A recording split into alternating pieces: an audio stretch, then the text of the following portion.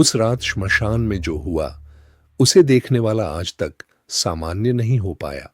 दोस्तों, भारत के कई पुराने श्मशान घाटों के बारे में कहा जाता है कि वहां सिर्फ मरे हुए लोग नहीं रहते। कुछ आत्माएं ऐसी भी होती हैं जिन्हें अपनी मौत मंजूर नहीं होती। आज की कहानी एक ऐसे ही श्मशान घाट की है, जहां आधी रात को लाई गई एक लाश अचानक गायब हो गई। लेकिन डर की असली शुरुआत तब हुई जब सीसीटीवी कैमरे में दिखा कि वो लाश खुद अपने पैरों पर चलकर श्मशान से बाहर गई थी, और उसके बाद जो भी उसे ढूंढने गया वो कभी वापस नहीं लौटा। तो लाइट बंद कर दीजिए, हेडफोन लगा लीजिए और तैयार हो जाइए श्मशान घाट की आखिरी लाश की इस खौफनाक कहानी के लिए। बिहार के एक छोटे से गांव बरगांव के बाहर घने पेड़ों और सूखे नदी किनारे के पास एक पुराना श्मशान घाट था। लोग उसे काल घाट कहते थे। दिन में भी वहां अजीब सन्नाटा रहता था। रात में तो कोई उस रास्ते से गुजरने की हिम्मत भी नहीं करता था। कहते थे हर अमावस्या की रात वहां किसी औरत के रोने की आवाज आती है। लेकिन गांव वाले इन बातों को सिर्फ अफवाह मानते थे। श्मशान की देखरेख करता था एक बूढ़ा आदमी, हरिराम। सफेद दाढ़ी, कमजोर शरीर और आंखों में हमेशा डर। हरिराम अक्सर लोगों से कहता, रात के बाद इस घाट पर मत आना, यहाँ कुछ ऐसा है जो इंसान नहीं है। लेकिन लोग उसकी बातों पर हंस देते। एक बरसाती रात थी। आसमान में जोरदार बिजली चमक रही थी। हवा में अजीब सी बदबू फैली हुई थी। रात लगभग 12 बजे गांव के 4 आदमी एक लाश लेकर श्मशान पहुंचे। लाश एक जवान लड़की की थी। उसका नाम था राधिका।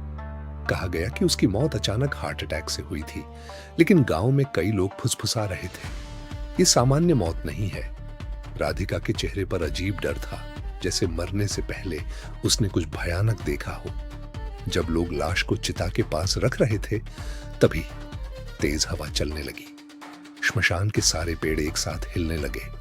हरिराम अचानक डर गया। उसने कांपती आवाज में कहा, आज अमावस्या है, इस लड़की की चिता अभी मत जलाओ। लेकिन किसी ने उसकी बात नहीं सुनी।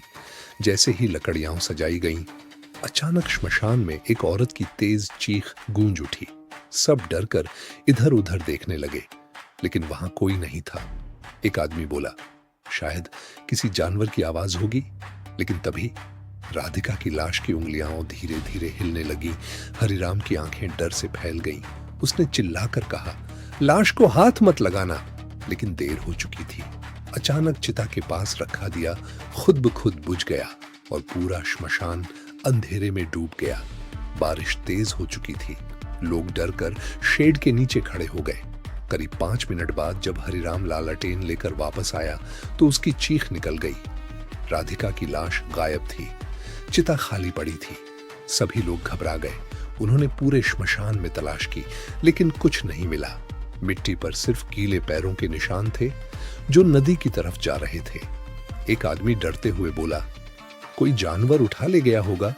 लेकिन हरिराम धीरे से बोला, जानवर पैरों के निशान छोड़कर नहीं जाते। श्मशान में कुछ दिन पहले ही पंचायत ने एक सीसीटीवी कैमरा लगवाया था। अगली सुबह सब लोग फुटेज देखने पंचायत भवन पहुंचे। वीडियो शुरू हुआ। बारिश, अंधेरा और चिता पर पड़ी राधिका की लाश। फिर अचानक वीडियो में राधिका की उंगलियां हिलने लगीं। धीरे धीरे उसका सिर उठा। उसकी बंद आंखें अचानक खुल गईं। लेकिन सबसे डरावनी बात यह थी, उसकी आंखें पूरी तरह काली थीं। कमरे में बैठे सभी लोग डर गए। फिर वीडियो में दिखा, राधिका धीरे धीरे खड़ी हुई और कैमरे की तरफ देखने लगी। उसके चेहरे पर डरावनी मुस्कान थी। फिर वो सीधे कैमरे के सामने आई और स्क्रीन अचानक ब्लैक हो गई। वीडियो यहीं खत्म हो गया। उस दिन के बाद गांव में कोई भी रात में घर से बाहर नहीं निकलता था। 3 दिन बाद गांव के एक आदमी मोहन ने दावा किया कि उसने रात में राधिका को देखा। वो नदी किनारे खड़ी थी, पूरी सफेद साड़ी में, और उसके पैर उल्टे थे। मोहन डर कर भागा।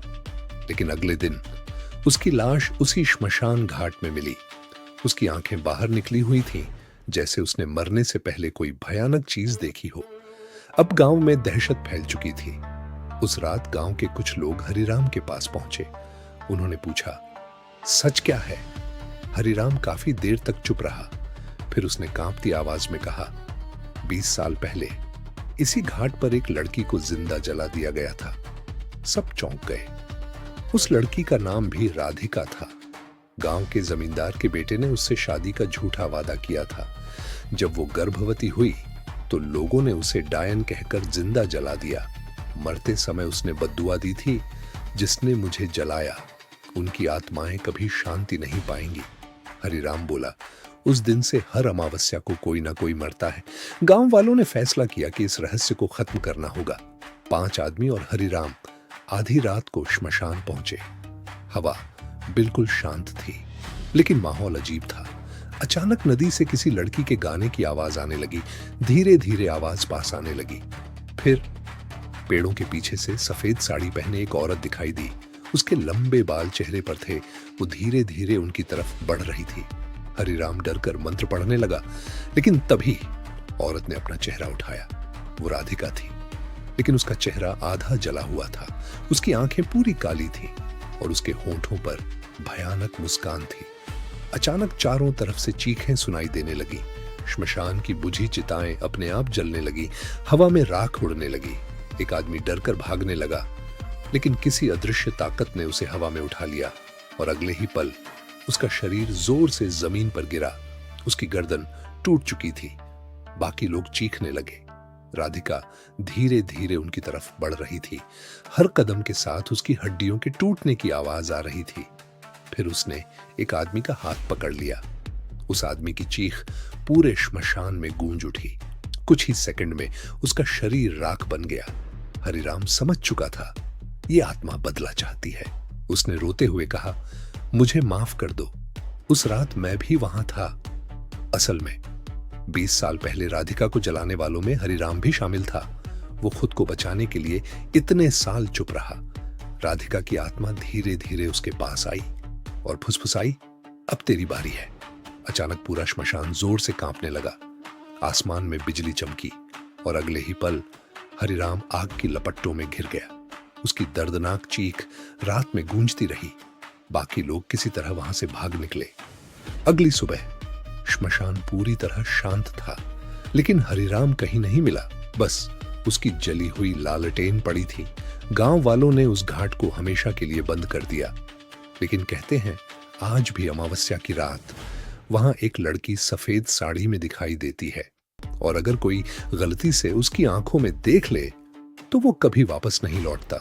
तो दोस्तों, अगर आपको कभी किसी सुनसान श्मशान घाट से रात में किसी लड़की के गाने की आवाज सुनाई दे तो पीछे मुड़कर मत देखना, क्योंकि हो सकता है वो श्मशान घाट की आखिरी लाश आपका इंतजार कर रही हो। अगर आपको ये कहानी पसंद आई हो तो वीडियो को लाइक करें, चैनल को सब्सक्राइब करें और कमेंट में लिखें, मैं रात में श्मशान नहीं जाऊंगा।